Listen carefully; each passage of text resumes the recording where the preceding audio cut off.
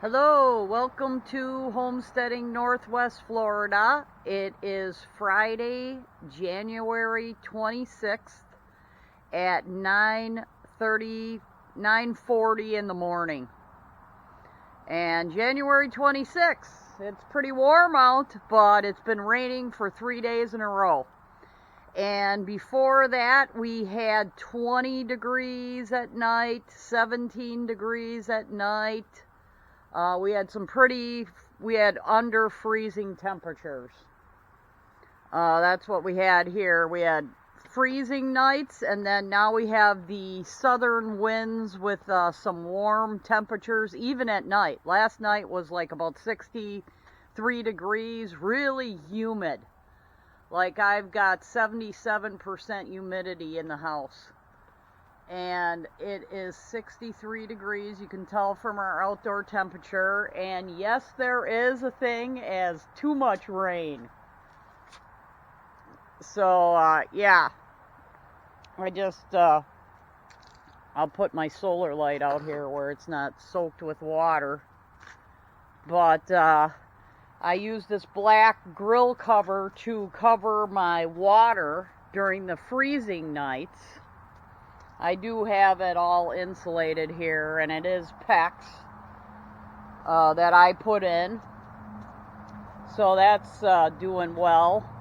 But yeah, too much water. And that's why, even though the temperatures were good here, I have my lettuce covered from getting too much rain on it.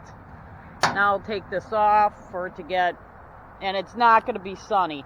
This is how it is in winter here, which is actually 63 is a godsend compared to where I'm from in Wisconsin, where it's 33 degrees every night, or a high of 33.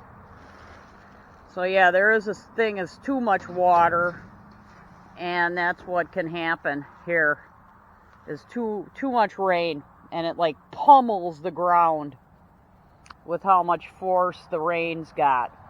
So we cover this up, and I noticed I got some little black aphids there or something. I don't really want to spray this. The Breen type lettuce is doing well. Some sunshine would really perk up this lettuce. And here's my uncovered bed of Breen lettuce, and this Breen is not recommended for high temperatures, for hot weather growing of lettuce. Taking this leaf out of here. I'll take that leaf out of there.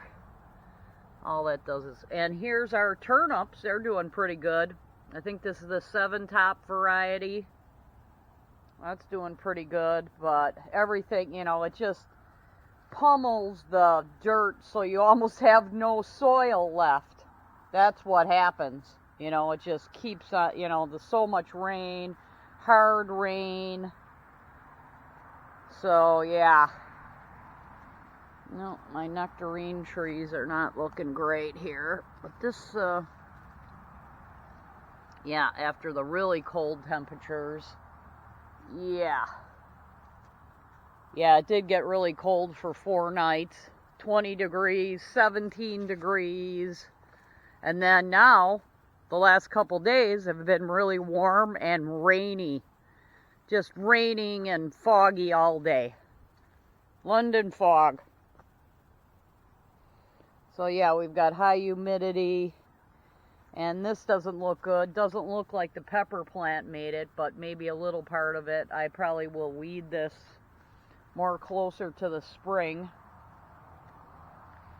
So yeah, that I didn't cover, so that got all rain.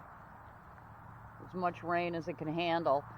But I'd rather have bok choy come to seed here and feed these bees and other insects than weeds all over the place. I'd rather have a field of, because look at this, we got all Florida rattlesnake weed, all kinds of weeds here. The weeds can handle it, and we actually do have some tulips and hyacinths I think I have here coming up. But now we'll just have cold at night. I think it's supposed to be like 35 at night, 40, something like that. And I did cover everything. And it's just kind of a mossy oak. They definitely developed mossy oak down here because this humidity is unbelievable. And I did cover everything, but could not really protect this bougainvillea from the freeze damage.